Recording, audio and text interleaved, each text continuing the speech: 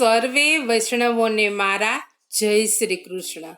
આપ સર્વેનું મારી ચેનલ હસુ પટેલમાં સ્વાગત છે. આજના સત્સંગમાં આપણે શ્રવણ કરીશું શ્રી ગુસાઈજીનું જીવન ચરિત્ર. મારી ચેનલમાં જો કોઈ નવા હોય તો મારી ચેનલને સબસ્ક્રાઈબ કરજો અને આ વિડીયો લાઈક અને શેર કરજો, જેથી કરી અન્ય વૈષ્ણવો પણ સત્સંગનો લાભ પ્રાપ્ત કરી શકે. આજના સત્સંગમાં શ્રવણ કરીએ શ્રી ગુસાઈજીનું જીવન ચરિત્ર. શ્રી મહાપ્રભુજીના દ્વિતીય પુત્ર શ્રી વિઠ્ઠલનાથજીના પ્રાગટ્યનો પ્રસંગ શ્રી મહાપ્રભુજીના શ્રી પંઢરપુરના અને ચરણાટના બેઠકજીમાં આપણે જોઈ ગયા. આપશ્રીનું પ્રાગટ્ય વિક્રમ સંવત 1572ના માગસર વદ નોમના દિવસે ચરણાટમાં થયું હતું. આપશ્રીની બાલ્યાવસ્થામાં જ શ્રી મહાપ્રભુજીએ આસુર વ્યામોહ લીલા કરી હતી.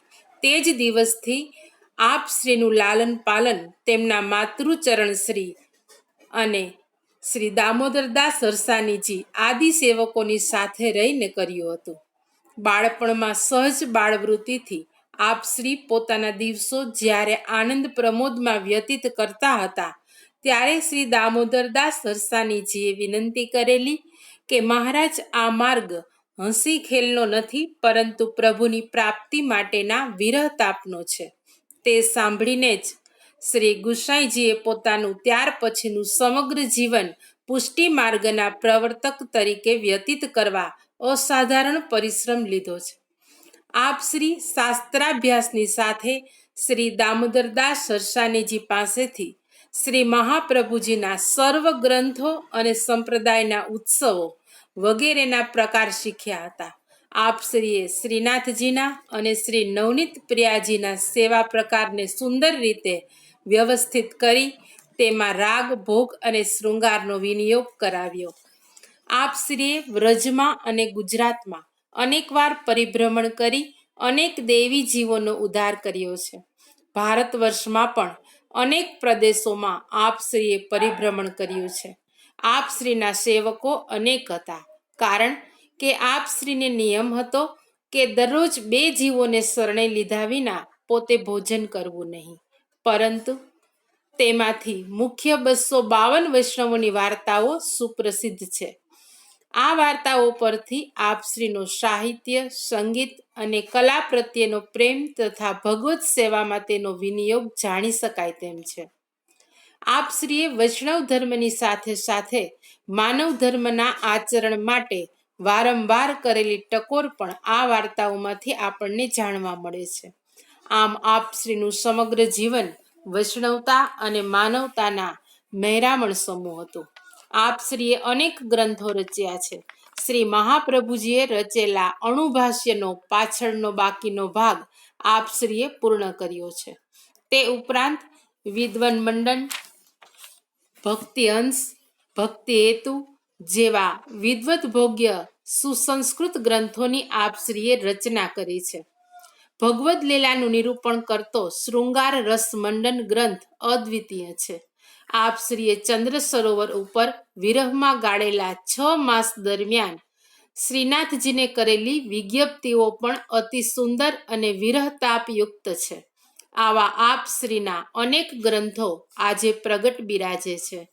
આપશ્રીએ વ્રજભાષાના સિદ્ધહસ્ત ભક્ત કવિઓમાંથી શ્રી મહાપ્રભુજીના 4 ભક્તો સુરદાસ, કુંભનદાસ, પરમાનંદદાસ અને કૃષ્ણદાસ ઉપરાંત પોતાના 4 ભક્તો ગોવિંદ સ્વામી, ચિત્તસ્વામી, ચતુર્ભુતદાસ અને નંદદાસ મળીને કુલ 8 ભક્ત કવિઓને અષ્ટછાપ તરીકે સ્થાપ્યા હતા અને તેમને શ્રીનાથજીની કીર્તન સેવા સોંપી હતી. આ રીતે વ્રજભાષાના સાહિત્યને આપશ્રીએ ઉત્તેજન આપવાનો પ્રારંભ કર્યો હતો.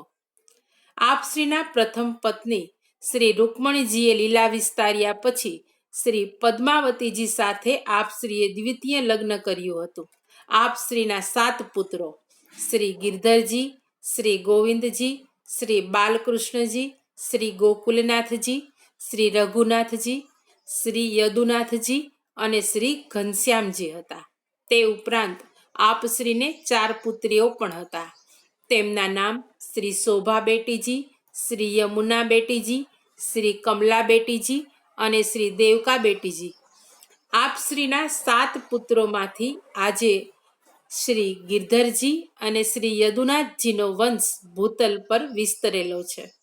આપશ્રીએ 72 વર્ષ ભૂતલ પર બિરાજી શ્રી ગિરિરાજજીની કંદરામાં સદેહે પધારી આસુર વ્યામોહ લીલા કરી હતી.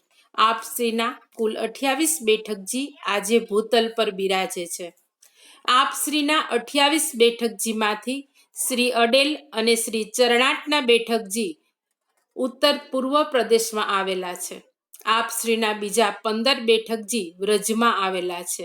એક બેઠકજી ગોડદેશ એટલે બંગાળમાં આવેલા છે અને 8 બેઠકજી ગુજરાતમાં આવેલા છે.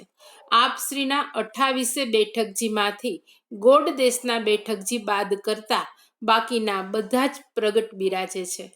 તેમના ચરિત્રો હવે આપણે આગળના સત્સંગમાં શ્રવણ કરીશું. આજના સત્સંગને અહીં વિરામ આપીશું. શ્રી વલ્લભાધીશ કી જય.